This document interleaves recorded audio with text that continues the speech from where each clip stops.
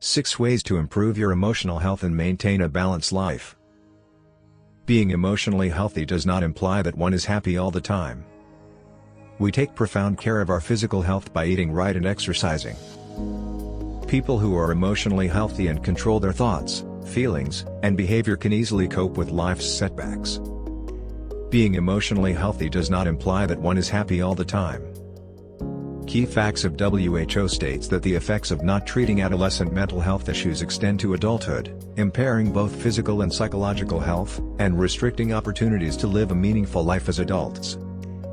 Research by New York City clinical psychologists states that it is much easier to cope with life's little ups and downs and more significant events when one feels good about oneself. Even when life is balanced, and everything goes smoothly and efficiently, there comes a time when we feel overwhelmed, times when we know we must stop and strive for a greater balance. However, do not stress if you are in that position, you're just eventually going to reach there and achieve your goal. Below are several different balancing ideas that help you maintain equilibrium and achieve good emotional health. Emotions get the best and the worst out of you, but gradually learning to handle them effectively through coping strategies can help in the longer run. There are 2 types of coping strategies: emotion-focused and problem-focused strategies.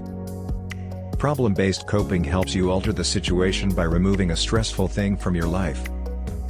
A problem-focused strategy would be going to the teacher concerned and talking about what you can do to improve your performance.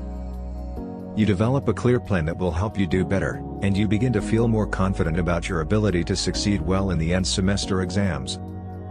Emotion-based coping helps you take care of your feelings when you either don't want to change your situation or when circumstances are out of your control. For example, if you are grieving the loss of a loved one, it'd be crucial to take care of your feelings in a healthy way, since you can't change the circumstance. Instead, it's up to you to decide which coping skill is likely to work best for you in a particular situation. You can indulge in your favorite hobby, see your long-lost friend, spend time on Netflix watching that series you always wanted to watch, or anything that just feels right, peaceful, and fulfilling. Manage your time efficiently by setting goals. The main idea is to not live your life on autopilot mode but becoming a more mindful person. Practicing mindful eating, this includes being aware of the taste, textures, and flavors and stopping when you feel that you're full, and even listening to your body and acting when you're hungry.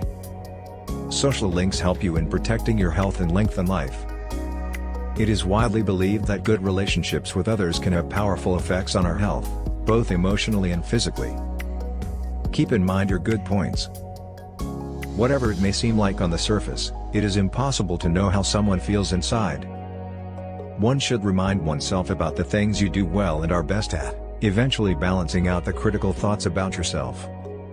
Remember that you are important, and taking good care of your emotional health will ultimately enhance your overall well-being.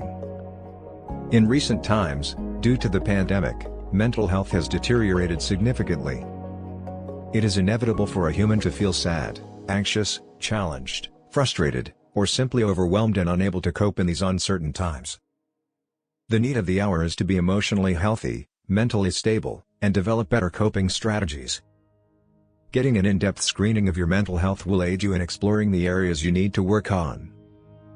The earlier you reach out, the better you feel.